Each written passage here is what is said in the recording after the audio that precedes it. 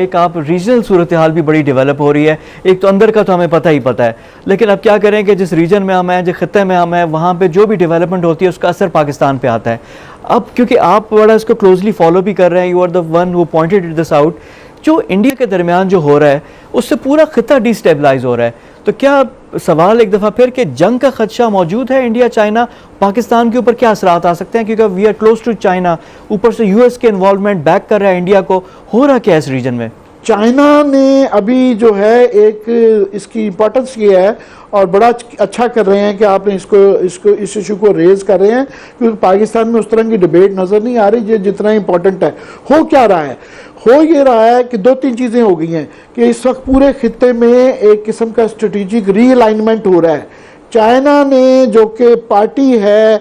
कश्मीर के अंदर और लद्दाख के ऊपर, क्योंकि उनका क्लेम भी है और वो समझ रहे हैं, उन्होंने अपने 70 साल के सारे मुआहदे जो हैं वो साइड पे रख के डायरेक्टली उसमें कूद गए हैं कि इंडिया को जो ये ख़ास तौर पे लद्दाख को जो यूनियन टेरिटरी बना के वहाँ पे सिचुएशन ऑन ग्राउंड जो बदली जा रही है, ये एक किस्म का एक रिएक्शन आया है। हो क्या रहा है, क्योंकि आम आदमी नाजरीन को ये मैं इसके आसान उसमें बता दूं कि दो चार चीज़ें, और ये कोई टैक्टिकल नहीं है कि ये आज से पहले जो इस तरह के हल्के बुल्के बॉर्डर के जो स्कर्मिशेस हो जाती थी, लड़ाइयाँ हो जाती थी, ये उस तरह की नहीं है। ये एक स्ट्रेटेजिक सोची समझी चाइना की मूव है और इस पर हमें ख़ास तौर पे बहुत ज़्यादा नज़र रखने की ज़रूरत है, क्योंकि हम डायरेक्टली इससे इफ़ेक्ट होते हैं। पैनगोंग लेक है, एक हॉट स्प्रिंग्स हैं, मगर हमारे लिए जो सबसे ज़्यादा इम्पोर्टेंट है वो जो ये गलवान वैली के पास जहाँ पे अभी रोड बन रहा था, जहाँ पे बेस बना रहा था उन्होंने, जी बिल्कुल बिल्कुल, वो बेस नहीं सिर्फ बन रहा, हो ये रहा था कि हिंदुस्तान ने पिछले 20 साल में वहाँ एक सड़क बना ली है जिसे जो कहलाती है दारबूक से लेके वो एक बेस जो है वो दौलत बेग ओल्डी DBO कहते हैं, वो उसको बना रहे हैं। ये DBO जो बेस है ये बिल्कुल जो है सियाचिन की बेस पे समझ लें, और ये 8 किलोमीटर फासला है इसका कराकोरम पास से। कराकोरम पास जो है ये सियाचिन की ईस्टर्न कॉर्नर है, और हमने जब 63 के अंदर जो चाइना के साथ बाउंड्री का जो मायदा किया था उसके अंदर ये वो जगह थी जहां हिंदुस्तान, चाइना और पाकिस्तान का बॉर्डर मिलता था।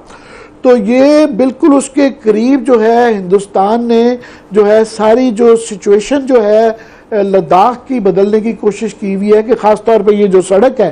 तो चाइना ने क्या किया है कि उन्होंने ये गलवान रिवर यूं आके लगता है इसकी शायोक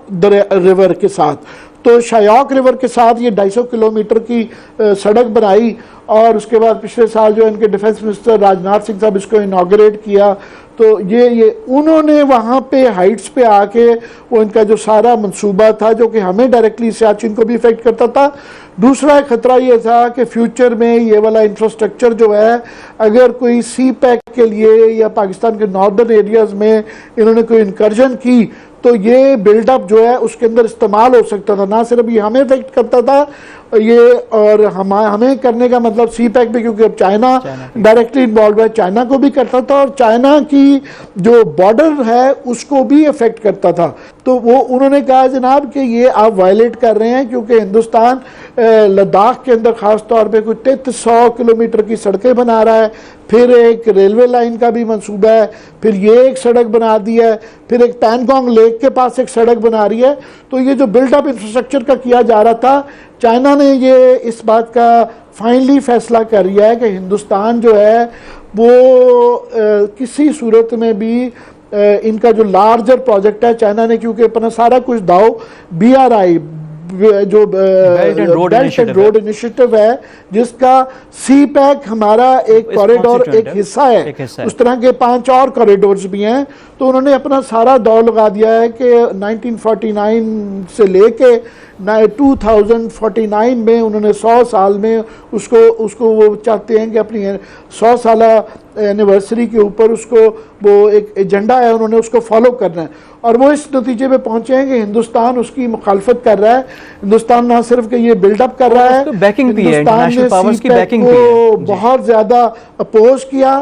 और भाषा डैम और डायमंड डैम की पोजीशन की, तो ये सारी चीज़ें देखते हुए चाइना इस नतीजे पे पहुंचा है कि हिंदुस्तान किसी सूरत में भी इस मामले में जो है चीन का ना सिर्फ साथ देगा बल्कि मुखालफत कर रहा है। जी, बड़ा इंपॉर्टेंट आपने आमिर साहब बड़े अच्छे तरीके से समझा भी दिया, क्योंकि ये स्ट्रेटेजिक, ये सिर्फ इंडिया और चाइना का मामला नहीं है, इंटरनेशनल नौयत का ये चीज़ है। पाकिस्तान के लिए भी जो सी पैक की हसासियत है, अगर इंडिया इतना करीब आ जाता है, नुकसान है हमारे लिए, वो भी देखना होगा। And this is a very serious matter.